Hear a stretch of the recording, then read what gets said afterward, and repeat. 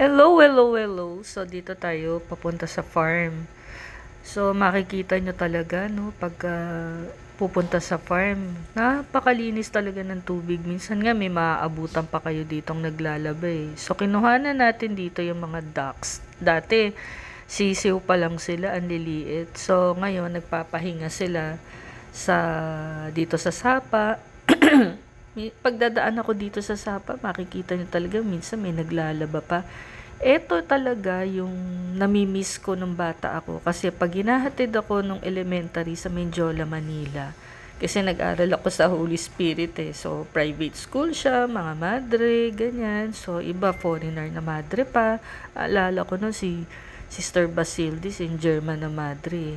So, makikita nyo dito yung mga ducks nagpapahinga. So, ayan, tapak na tayo dito sa may sapa. So, dito, pagka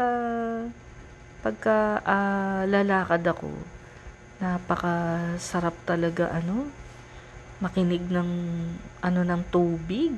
Minute ko lang to kasi, para marinig niyo yung boses ko. Kasi pagka nagsalita na ako dito at naka-on yung sound ng tubig, medyo hindi nyo na maririnig yung boses ko. Parang ang sarap magtampisaw dito kasi napakalamig. Minsan, upo lang ako dito papakinggan ko lang yung music ng tubig. So, ayan, daan tayo sa batuhan, papunta sa farm. Talaga may trekking siya, around 20 minutes. Pero sa akin, nakakaya ko to ng mga 15 minutes lang dahil sanay na ako Mga 10 minutes nga lang Pero, ayan yung dinadaanan. So, eto, minsan pinagmamasdan ko to yung mga malalaking bato na to dito sa paligid. Kasi pagka merong bagyo, syempre tataas din yung tubig. So, ito nakikita nyo talaga yung yung flow ng water. Napakasarap talagang pakinggan. Ang lalaki ng mga bato. Yan yung mga bato, galing yan sa bundok. So, yan, kita nyo, ang linaw ng tubig. Kaya yung iba, makikita mo rito, naglalaba pa sa sapa. So, ayan, yung mga kahoy-kahoy na dinadala ng tubig pagka malakas ang agos, ayan yung paligid. Ito naman yung dinadaanan ko. So, nakakatuwa lang. Pagka talagang pupunta ako sa farm, parang nakaka-presko talaga ng isipan ng mga yan yung paligid. Ito naman yung marami kayong makikita dito na sapa na tinatawiran na lang naman hanggang sakong kasi hindi naman maulan, wala naman bagyo. So, napakadali lang lakarin. So, ayan yung paligid ng sapa. Maraming sapa to. Siguro mga 3 o 4 na sapa. Pero ang bilis lang lakarin kasi nakakatuwa lang. So, tapak na naman tayo. So, pagka pupunta tayo dito, kailangan nakatsinelas. So, ayan, nakikita niyo yung pag-akyat, diba? Kasi kailangan akyatin. Siguro mga ilang steps to na pagka hindi pa kayo expert sa trekking. Alam mo naman ako, may experience talaga ako sa paglalakad. Mahilig ako sa walking, kahit ilang oras ako maglakad, hindi ako napapagod. So, ayan, tapak tayo. Kasi kaya ako nahilig sa ganito. Dalaga pa lang ako, nagte-trekking na ako.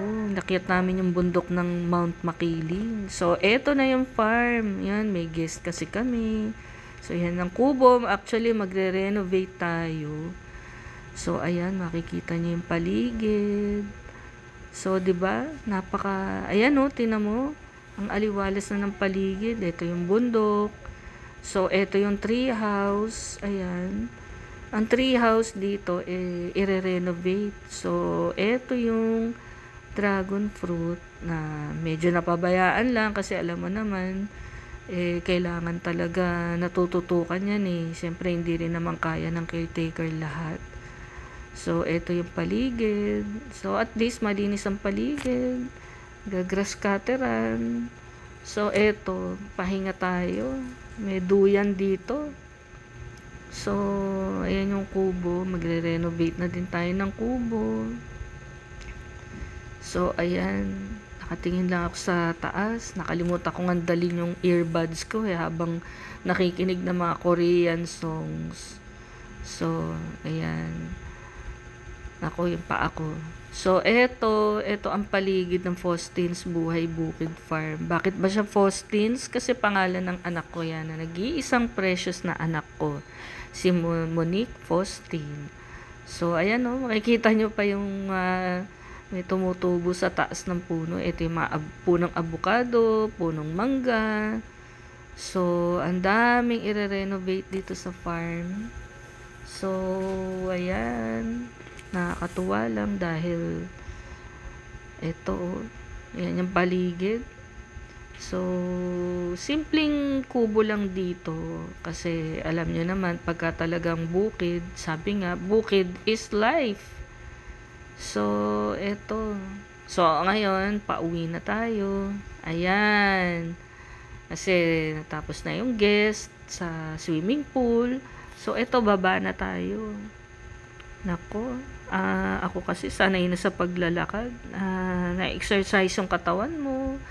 Lahat talaga ng sirkulasyon ng dugo mo sa paglalakad, sa trekking.